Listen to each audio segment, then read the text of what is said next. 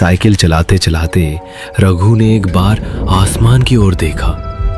उसने देखा कि राख के रंग का आसमान बादलों से घिर रहा है। चारों ओर की हवा जैसे थम गई हो।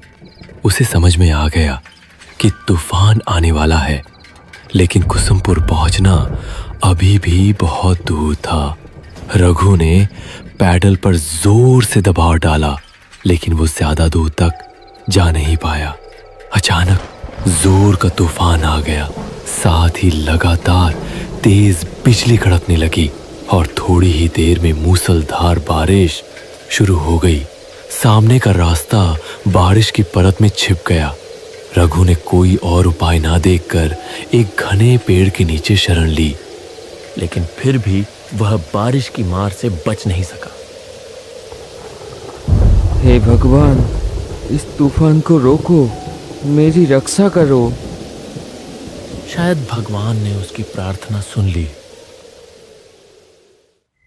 थोड़ी ही देर में तूफान और बारिश थम गई, लेकिन सड़क की जो हालत थी उसमें अब साइकिल चलाकर आगे बढ़ना संभव नहीं था। मजबूरी में रघु साइकिल को घसीटते हुए आगे बढ़ने लगा, लेकिन थोड़ी दूर जाकर उसे समझ में आया कि वह रास्ता भटक गया है।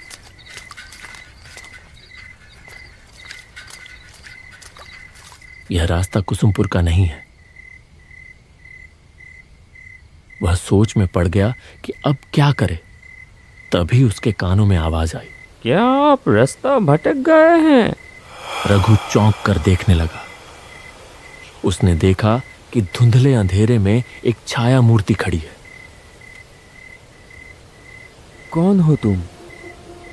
मैं रतन हूँ बाबू। लगता है आप रास्ता भटक गए हैं। मेरा मतलब है मुझे कुसुमपुर जाना है, लेकिन नहीं जा पाएंगे। कुसुमपुर जाने वाला रास्ता बंद है। रास्ते में पेड़ गिर गया है। रघु मुसीबत में पड़ गया। वह पागलों की तरह सामने अंधेरे में डूबी सड़क की ओर देखने लगा। यहीं पास में मेरी चाय की दुकान है, चलिए, फिर से बारिश शुरू हो जाएगी। रघु ने आसमान की ओर देखा, फिर हल्के से सिर हिलाकर हामी भर दी। आइए, मेरे साथ आइए। रघु ने अपने दुविधा भरे मन के साथ उसका पीछा किया, और जैसे जैसे वह आगे बढ़ता गया उसे कुछ महसूस होने लगा। जिस वक्त से वह आदमी उसके पास आया है, तभी से रघु को भीगी हवा में किसी जले हुए चीज की गंध आ रही थी।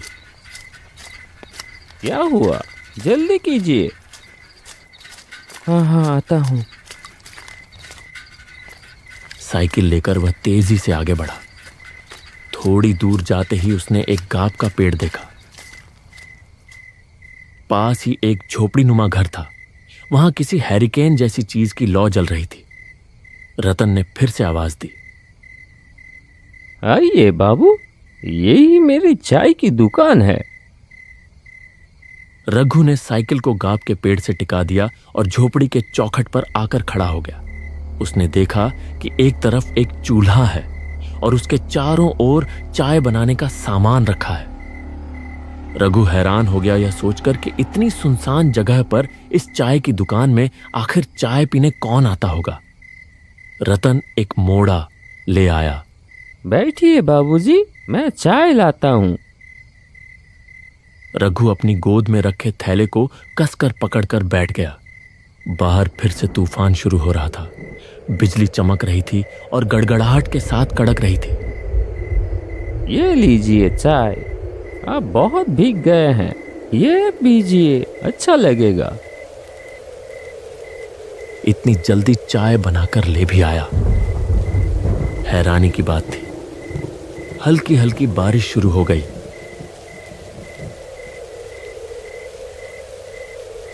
रघु चाय की चुस्की लेते लेते पूछ ही बैठा, यहाँ चाय पीने कौन आता है? मतलब इतनी सुनसान जगह में। पहले कुछ दूरी पर एक बस स्टैंड था, तब लोग आया करते थे। और अब अब आप जैसे कोई कोई आता है। उस आदमी की बातों में क्या था कौन जाने, लेकिन रघु का सीना एकदम से सिहर उठा। उसने कुछ असहजता के साथ चाय की एक चुस्की ली। आप चाय पीजिए। आज रात आप नहीं जा पाएंगे बाबूजी, रात को यहीं रुकना पड़ेगा। रघु ने देखा कि बारिश की बूंदें अब और भी तेज हो गई हैं। तूफान की रफ्तार भी काफी बढ़ गई है। बिजली लगातार गिर रही है। लेकिन एक चीज देखकर उसे बहुत हैरानी हुई। इतनी तेज आंधी के बावजूद हैरिकेन की लौ जरा भी नहीं हिल रही थी। न जाने क्यों रघु को लगने लगा कि उसके चारों ओर जो कुछ भी है वह सच नहीं है, जैसे कोई जाल है जो चुपचाप उसे अपने भीतर लपेट रहा हो। बैग में रखे हुए इतने सारे पैसे, उसका सीना एक बार फिर धक धक करने लगा। जब बारिश थमी तब तक रात काफी बीत चुकी थी। खाना पीना कुछ देर पहले ही निपट चुका था। रतन दहलीज पर रघु के लिए बिस्तर लगाते हुए बोला, कहाँ गई झूमर? बाबू को पान नहीं दिया? आइए बाबू, यहाँ लेट जाइए।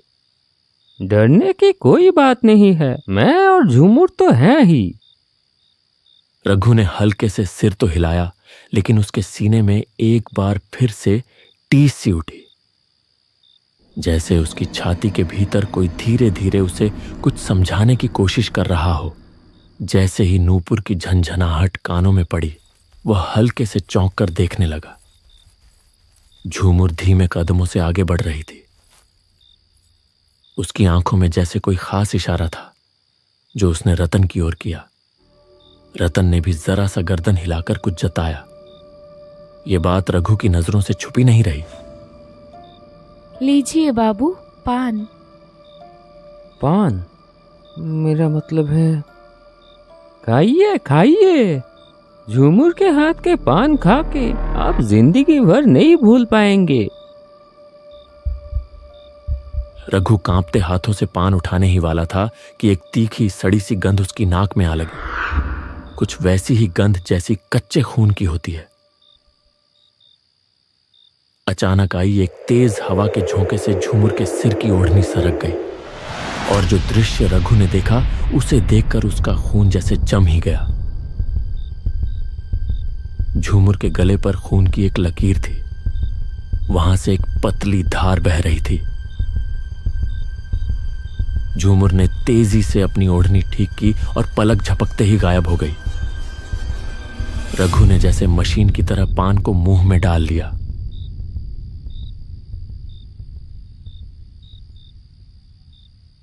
रतन हैरिकेन की लौ धीमी कर कमरे के अंदर चला गया। रघु एक अजीब सी घबराहट और बेचैनी लेकर लेट गया। रात गहरी और शांत थी। केवल झिंगुरों की आवाज उस सन्नाटे को तोड़ रही थी। पास के किसी झाड़ी से एक भूखा सियार चीख उठा। फड़फड़ाते पंखों की आवाज के साथ एक काला उल्लू आकर गाब के पेड़ पर बैठा और अपनी डरावनी आवाज में बोल उठा। रघु का सीना बार बार कांप उठता रहा। भगवान देखना, ताकि रात ठीक से कटे। थकान की वजह से थोड़ी ही देर में रघु सो गया।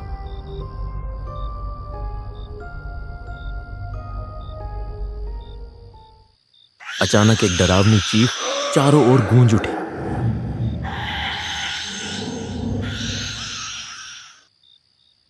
रघु अचानक बिस्तर पर उछलकर बैठ गया। उसने पागलों की तरह इधर उधर देखा। तभी उसके कानों में एक कराहती चरमराती सी आवाज पड़ी। वह आवाज जहां से आ रही थी, रघु ने उधर नजर घुमाई और जैसे ही देखा उसका शरीर डर से सिहर उठा।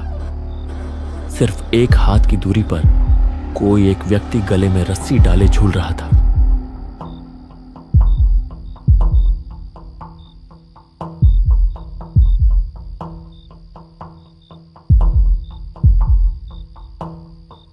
क्या हुआ बाबूजी?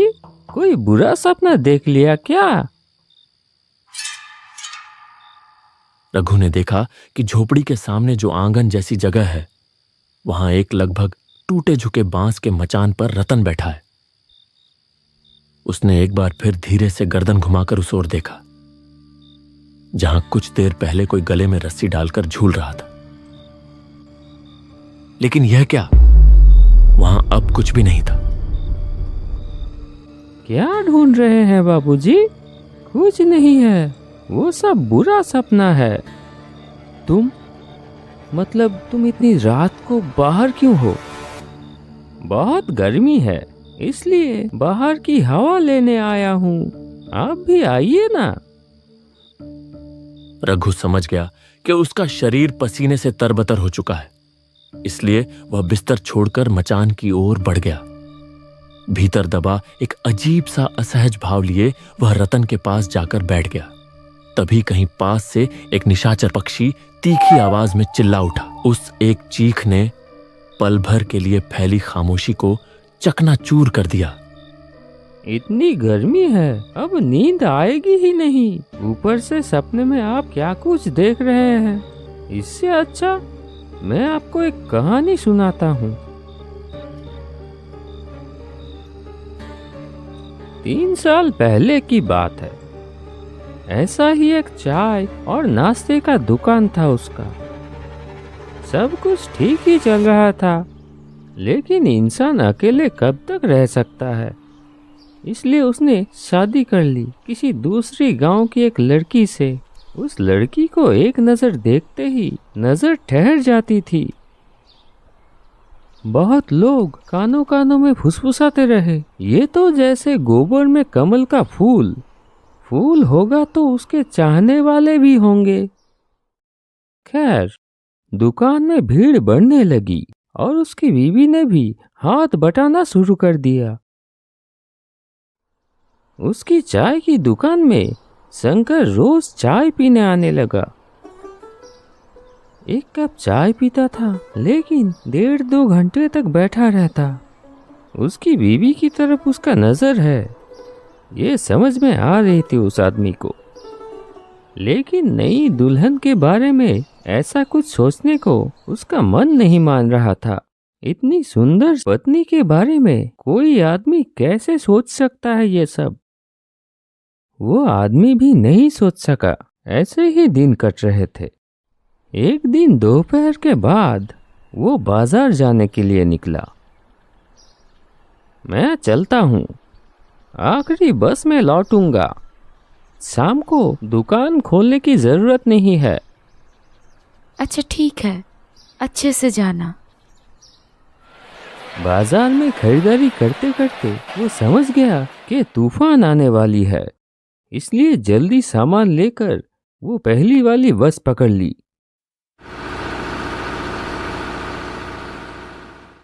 जब बस ने उसे मोड़ पे उतारा, आसमान काला हो चुका था। एक बार आसमान की तरफ देखा और तेजी से घर की तरफ चल दिया। लगता है बारिश होने वाली है। बीवी अकेली है, अकेले डर जाएगी।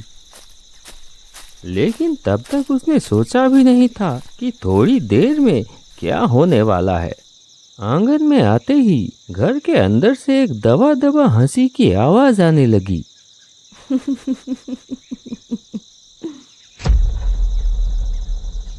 एक पल के लिए वो ठिठक गया। दरवाजे की तरफ ना जाकर वो खिड़की की तरफ बढ़ा। खिड़की से अंदर झांका। घर की मध्यम रोशनी में जो उसने देखा, उससे उसके शरीर में जैसे बिजली दौड़। तेज धार वाली चीज से एक झटके में वो अपनी पत्नी की गर्दन पर वार कर दिया। फव्वारे की तरह खून निकल आया। पत्नी अपनी गर्दन पकड़ लिया और जमीन पर गिर पड़ी और उसका शरीर बार बार झटका खाकर स्थिर हो गया। शंकर अब तक पत्थर की तरह खड़ा था। अब वो भी हाथ जोड़कर माफी मांगने की कोशिश करने लगा। वो आदमी धारदार चीज हाथ से फेंककर शंकर को बालों की मुट्ठी से पकड़ लिया और घसीटते हुए ले चला। शंकर पूरी ताकत से भागने की कोशिश करता रहा। गुस्से में शंकर को जमीन पर पटक दिया। फिर बांस की छत से लटक रही रस्सी को खींचकर शंकर की गर्दन में फांसी की तरह डाल दिया और दोनों हाथों से रस्सी के छोर को खींचने लगा। शंकर के मुंह से दम घुटने की आवाज निकलने लगी। उसकी आंखें बाहर की तरफ निकल पड़ी। तड़पते तड़पते उसका शरीर धीरे धीरे शांत हो गया। वो आदमी पागल की तरह अपनी पत्नी के खून से लथपथ शरीर को घूरता रहा। फिर गला फाड़कर चीख पड़ा, बीवी, ऐसा क्यों किया तुमने? क्यों किया? आदमी थोड़ी देर बाद उठा, घर के अंदर गया, जलती हुई लालटेन लाकर फेंक दिया बीवी के शरीर के ऊपर। उसने दांत भींच ली, आंखों से आंसू फूट पड़े।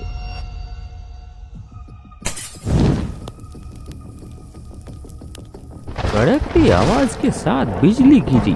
तेज आंधी ने आग को पूरे झोपड़े में फैला दिया। धधकती आग में वो आदमी भी जलने लगा, एक भयानक मृत्यु चीख के साथ।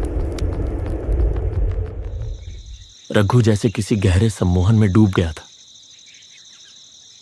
जाइए बाबू, तैयार हो जाइए, थोड़ी देर में सुबह हो जाएगी और हमें भी तो जाना होगा।